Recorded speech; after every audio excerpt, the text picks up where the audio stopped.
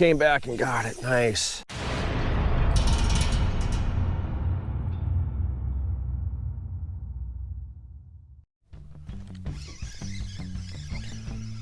First fish on the slip bobber. Feels like actually looks like a pretty decent fish actually. I was just gonna shoot the intro and I was like, where did my bobber go? Looking for the bobber. Oh, this is a dandy walleye too. This net might be a little bit too small.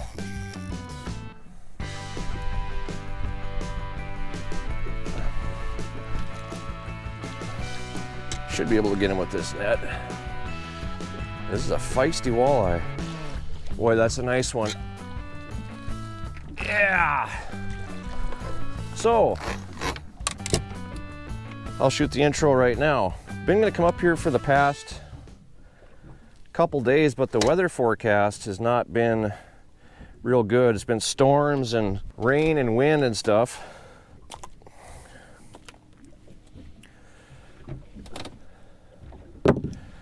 So the first walleye on a slip bobber. So yeah, I've been gonna come up here for the last few days, but the weather has not been ideal for fishing. It's been storms and it's been supposed to be really windy yesterday. That didn't materialize.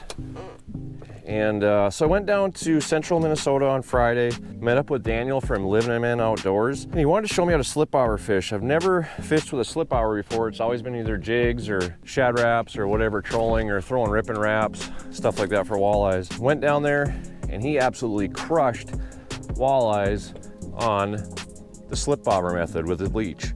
So I decided today I'm gonna come up here and I'm gonna try some slip bobber fishing for walleye. And as you just saw, this is a productive method for walleyes. So I'm just gonna sit here, I'm gonna mess around, drive around, look for fish, and try targeting them with a slip bobber.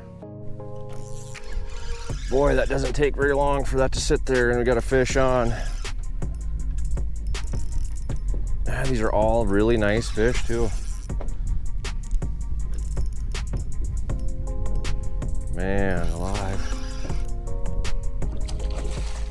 Beautiful fish.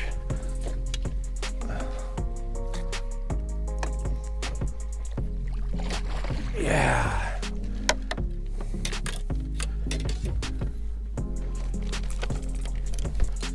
Perfect walleye. Barely sat there for 20 seconds. So the guy that said go to Lake of the Woods, catch all the 10 inchers you want, I ain't caught a 10 incher yet today. So what I'm doing is I've parked right on top of this reef and there's a sharper break with a little bit of a turn. And I'm letting this bobber and my leech just carry over with the wind. And once it gets closer to the break of this little piece of structure, that's when the bobber seems to be going down. So most of the time on the fishing report right now, you're hearing the fish are moving deeper. And they are mostly probably, but I like to fish structure and seems to always be fish around structure. And right now I'm just sitting on top of structure and doing pretty good, catching some pretty nice walleyes. So it's kind of trial by error, and you know, you just got to move around and keep trying to find these fish, and hopefully you can catch some. Fish on. Fish on. Another one. Got that one.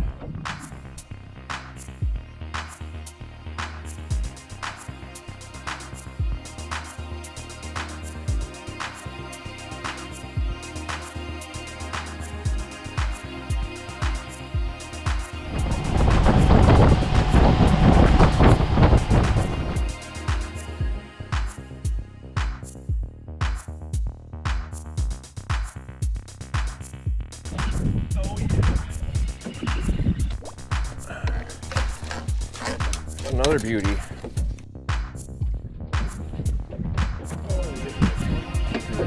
20 inch maybe, something like that. Bobber down. Hopefully he don't get away this time.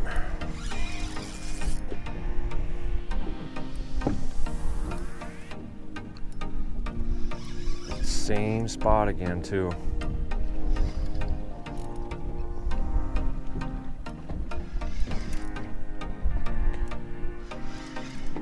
soon as that bait hits the side of that, oh, that's a nice one too.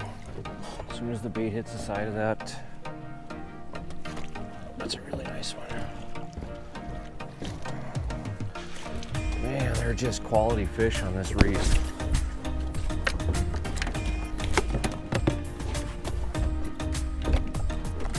It's probably a 22 incher.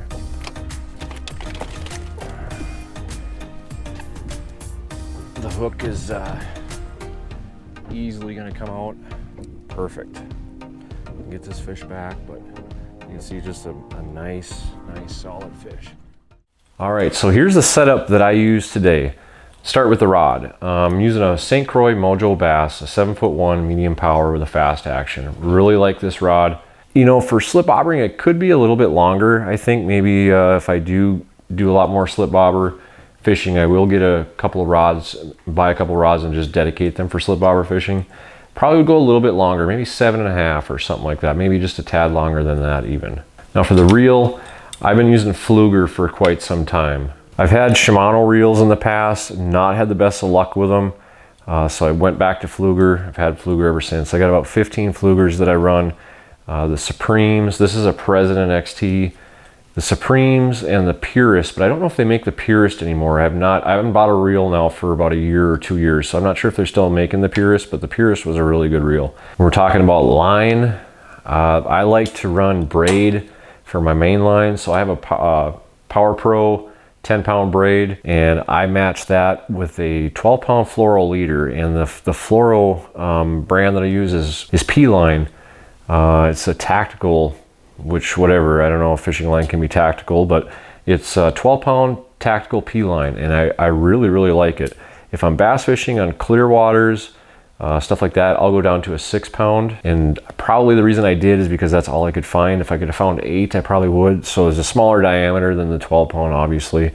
Going to the hook, it's a number 4 wide walleye gap hook from Gamakatsu. Can you say that really fast? I don't think I would go with a bigger hook or a smaller. I think that size, number 4, is very adequate for what I was doing. I did lose some fish, but for the most part, my hookups were good. You know, I got the fish down inside the mouth. A couple times I got them deeper, which I don't really like, but you know, it is what it is. And then I just use a barrel swivel to connect my 2 lines. If you use I think it's the double uni to connect the 2 lines, you get a knot there, and the slip bobber likes to catch up on that before it gets to your bobber stop. So one thing that I am going to change on this particular setup, as you can see right here, I use the little clamp weights. I had a lot of line wrapping around, snagging up in the clamp weights. So I'm probably going to switch to, it's like a bullet weight, almost like a barrel weight. I got some 1/16 ounce, and I think those are gonna do really well. Those will slide a little bit, and I'll put a bead right above the barrel swivel, just to keep from having that weight smashing on that barrel swivel. And then moving up to your bobber, this is a fill bobber, but you can get all kinds of different brands, but it's very adequate for that bare hook. If I'm going with a jig, I don't know what size this is, but probably have to be just a hair bigger, depending on the weight of the jig.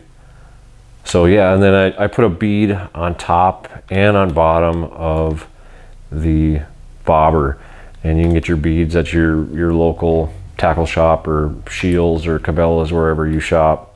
And then your bobber stop, I'm just using some ice fishing bobber stops. So the one thing that you are going to need is depth bombs. Those really help out. You can get your bait all the way down the bottom, set your depth on your bobber. I was fishing about 12 inches above the bottom, and like I said, I was casting that up on that structure and letting that bobber, with the wind, is playing the wind. So I went into the wind, parked on the reef, threw that bobber out, and just let it drift. And as soon as it got to that break, seemed like that's where those fish were hanging out. So once you find the fish and you know where they're kind of hanging, cast would be upwind of them, and let the wind carry that bobber across to them, and drug that leech floated right into those walleyes' faces and they couldn't resist it. So good day today. Caught almost 20 walleyes, all between 17 and 21, with one exception. I had one smaller one, but the fishing was good. Learned a new technique, which is one of the cooler things. You know, if the more that you can learn, the better. So this is not the way to slip bobber fish. This is just the way that I was shown. It's very effective. Hopefully you like this video. If you do, please hit that thumbs up button and subscribe and all that good stuff. Thanks guys for watching. Until next time, I hope you can get out and enjoy God's great outdoors, and we'll see you on the next one.